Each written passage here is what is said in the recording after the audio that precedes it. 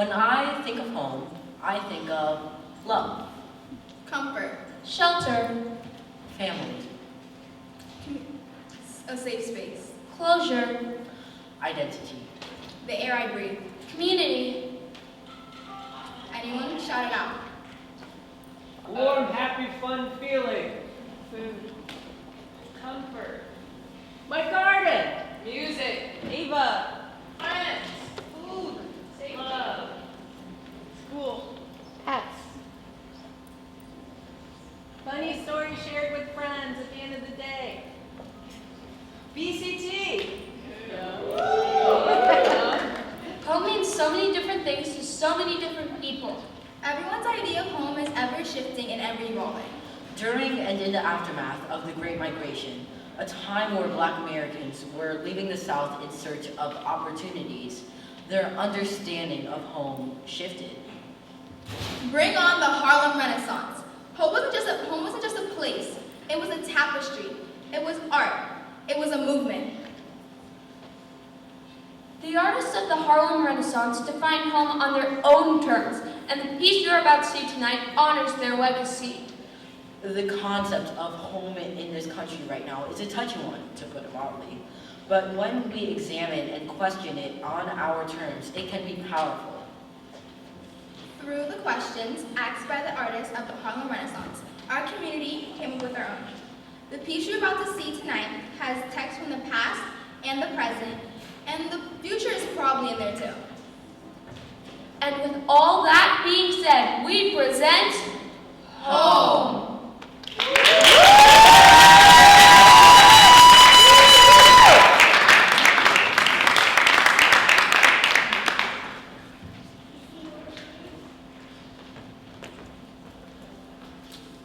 Home is family.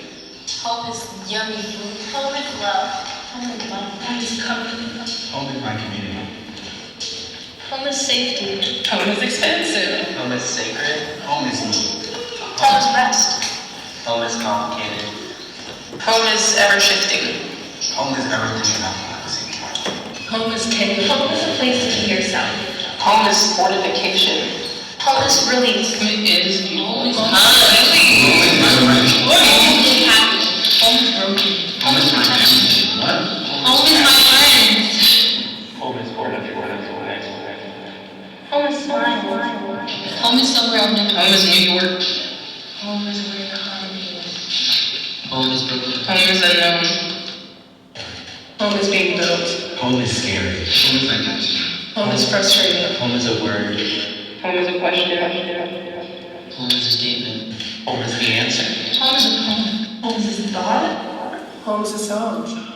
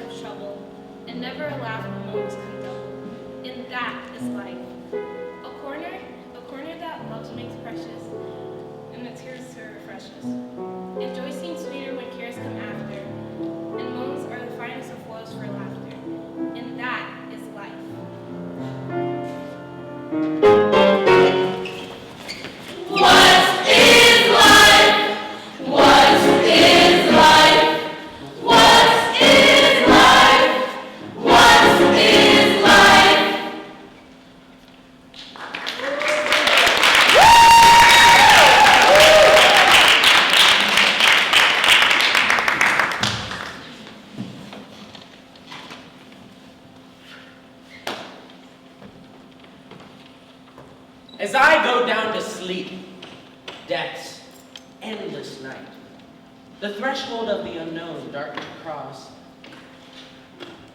What to me then will be the keenest loss when this bright world blurs on my fading sight? Will it be that no more I shall see the trees, or smell the flowers, or hear the singing birds? Or watch the flashing screens, or patient herds? No, I am sure it will be none of these. Ah, her sights and sounds, her smells, her crowds, her throbbing force. My city! The thrill of being of her a part, her subtle spells. My city! Her shining towers, her avenues, her slums. My city! Oh God, the stark, unutterable pain. To be dead and never again behold my city.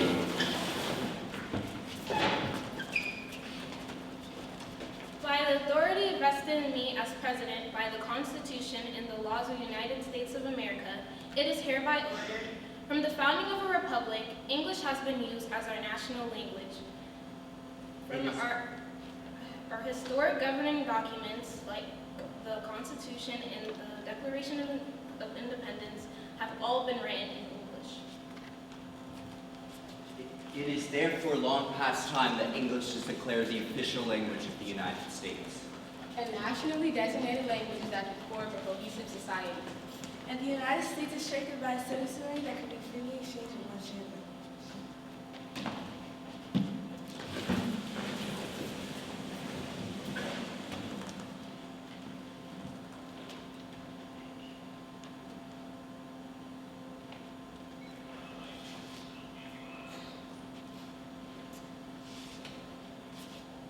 Когда я умру и усну навсегда, перейду порог темной дайсестрости. Vai ser para mim a pedida maior quando esse mundo está perdido. ¿Será que nunca más podría ver los árboles, oler las flores o escuchar a los pájaros cantando? Anna said, Shret and Sio Anna about the Inguanku. Der beat, Majidi said, Enya Mubiara. Niet, я будет. Não, eu estou certo que não vai ser nenhum dessas. No, no será ninguno de estos.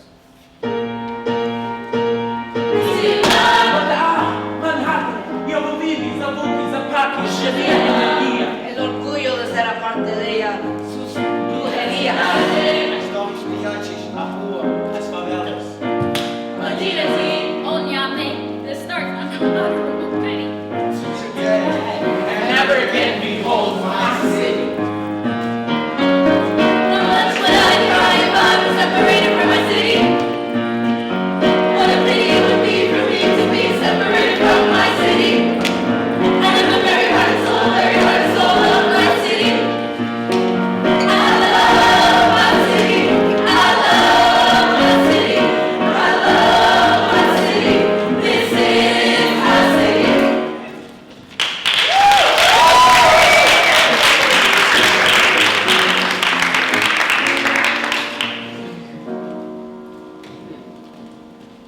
I too sing America.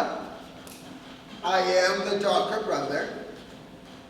But they send me to eat in the kitchen when company comes.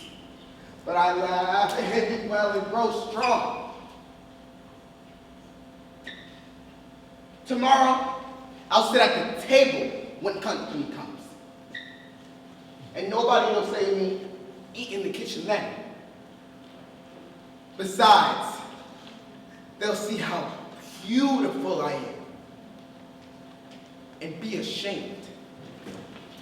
For I too am America.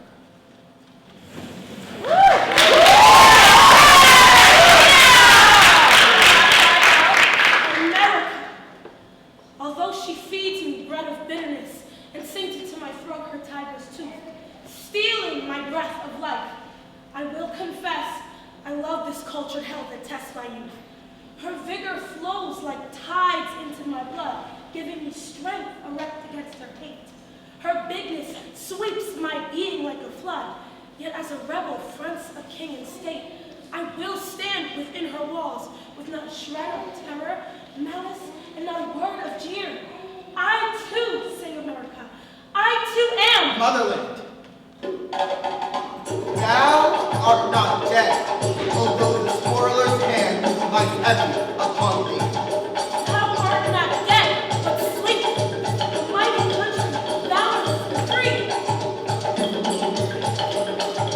Thou shalt outlive this terror and this pain.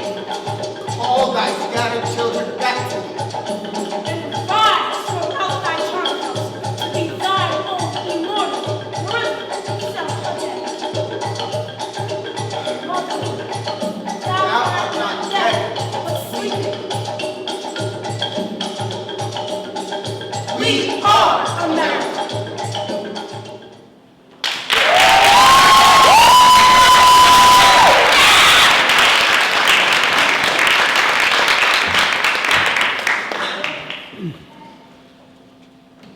To me, home is where you find comfort.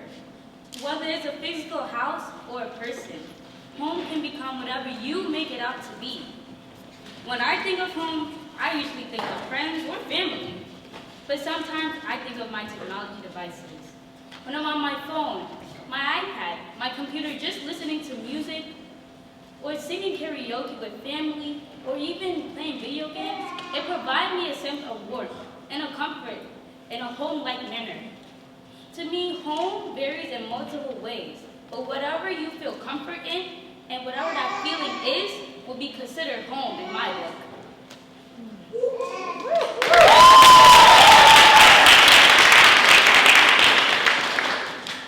So we, who sup the self-same cup, tonight must lay our friendship by. Your wrath has bring your judgment up, how breath has blown that ashes high.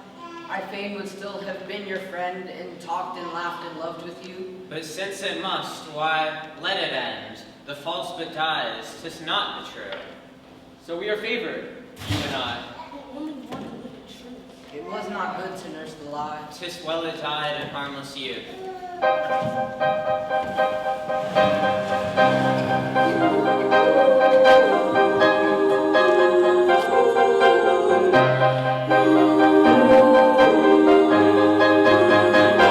I shall hate you like a dart of singing steel shot through still air, and even time solemnly as pines are sober as they stand etched against the sky. Hating you shall be a game played with cool hands and slim fingers. Your heart will yearn from the lonely splendor of the pine trees while we kindle fires. In my eyes will wound you like swift arrows. Memory will lay its hand upon your heart, and you will understand my hatred. Shall hate you, I shall hate.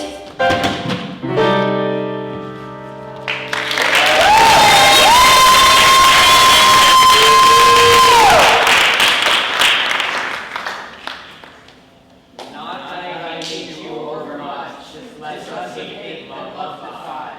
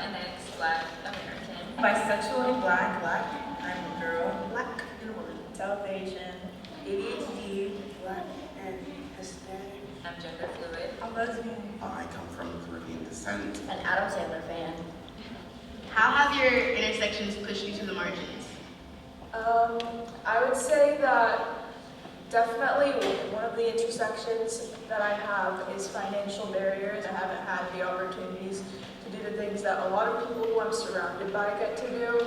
I was kind of like outcasted for most of middle school because a lot of the kids thought I was weird. It's always been harder for me to make friends and to find community, I think. I grew up in Georgia. Therefore, I got rocks thrown at me. I got bullied. I got into one fight. Mostly the rocks thrown at me was probably the worst. My whole family not accepting me besides like 6 people. I can count them. No, 5 people. I can count them on one hand. Going to a school where musical theater wasn't as popular and there wasn't a lot of bisexual people, and being bisexual was kind of something to be made fun of, or a joke was something that just wasn't really real. That kind of pushed me to educate myself more about what it means to be bisexual. Okay, so in terms of that question, I've danced my whole life at multiple different theaters. Most of my peers are white, and they're also younger. There's not much people of color, there's not many instructors of color that you can look to if you need help. They don't understand me as well, and it's hard to dance and learn from people who don't understand you. The more I advance in my career, the more white people there are in space, and sometimes I feel as if I'm out of place or as if I don't belong because of how many white people there are around me. Also just my race, ethnicity, my identity. It's subtle acts of racism that can happen in my day-to-day life that honestly like slowly keep pushing me to the barrier. How do you find home in your marginalized identity? Finding home myself is something that takes time, and I still haven't made my full way, and I couldn't. When I'm alone with myself, I'm still figuring out how I can find home in my marginalized identity. I'm still on the journey to figuring that out, so I don't exactly have an answer to that question. Joked with my friends a bit about dyslexia.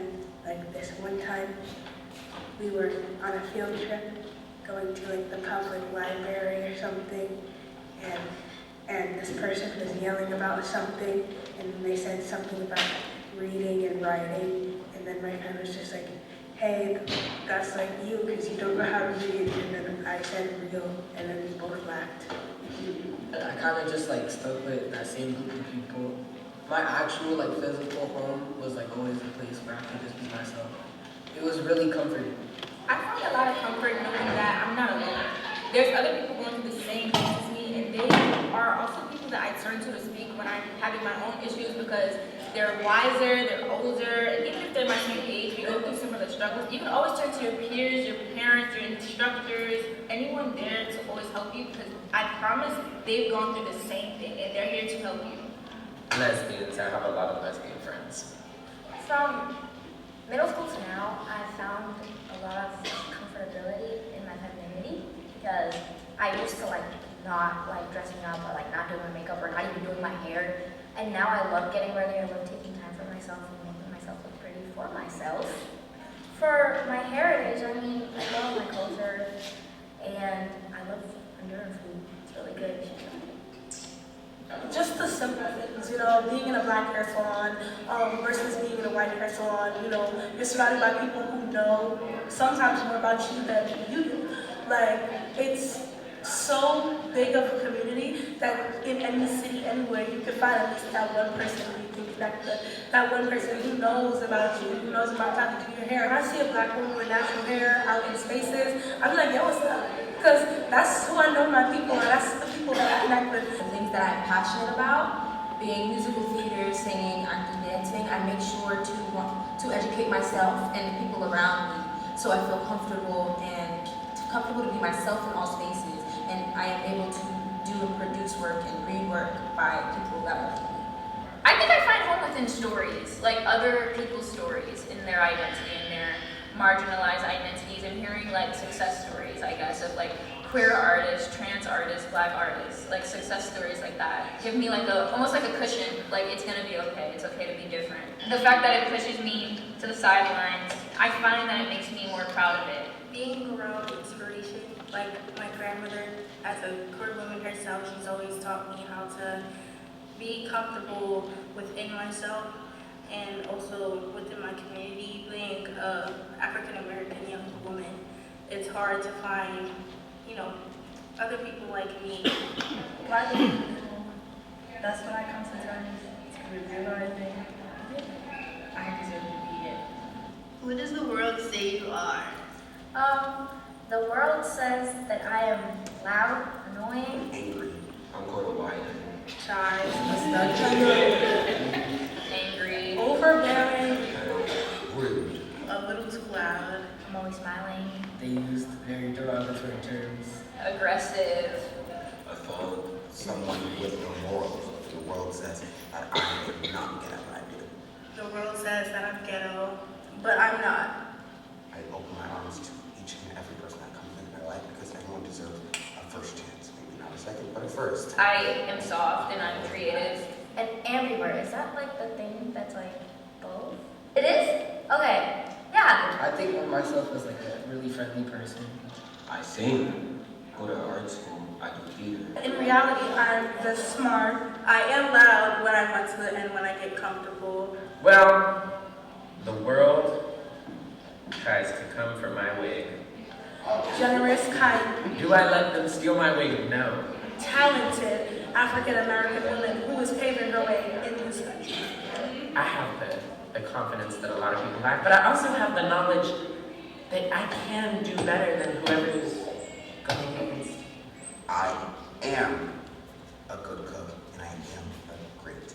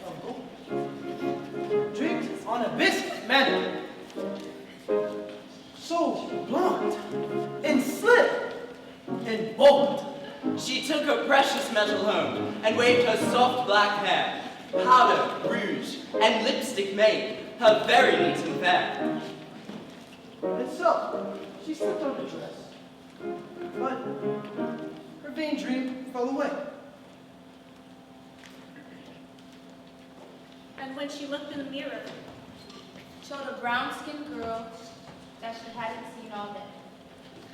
I love you for your brownness. I love you for the breaking sadness in your voice. And the shadows where your wayward eyelids rest. Something of old forgotten queen lurks in the live abandon of your walk.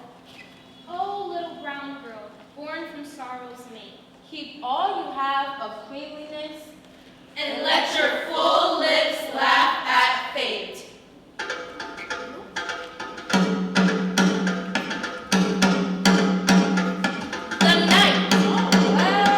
Beautiful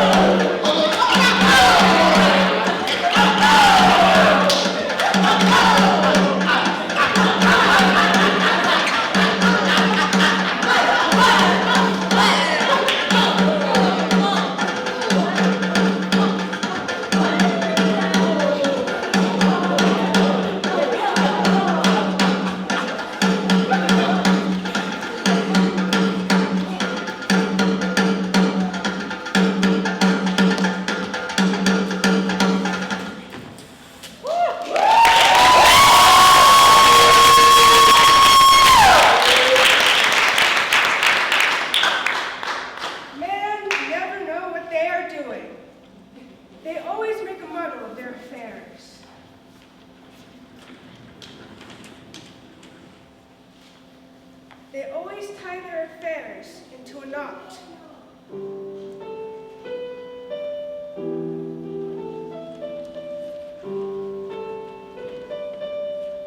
They cannot untie.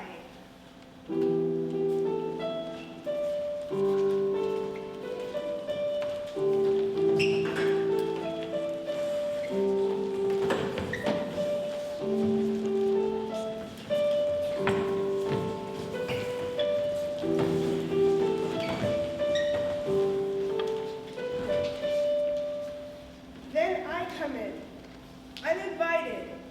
They do not ask me in. I am the radical, the bomb thrower. I untie the knot that they have made.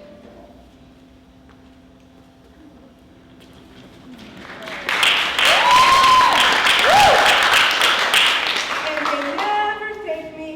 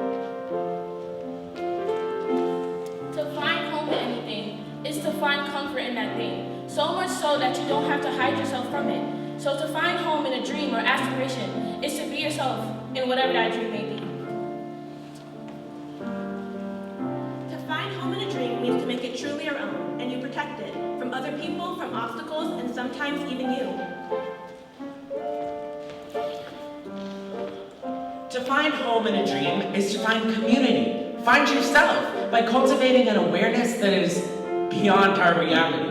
Home is freedom. And if you find freedom in that, yes! To find home is to find peace. You're not dead, you're alive. I don't know if I can find home in a dream. Although dreams and aspirations do come true, they always seem so out of reach. To me, home is tangible. Home in a dream is like taking a walk through the city and looking at all the shops and buildings and, yeah, I don't know what else to say. Home is fulfilling my legacy. To find home in a dream is ahead of my passion.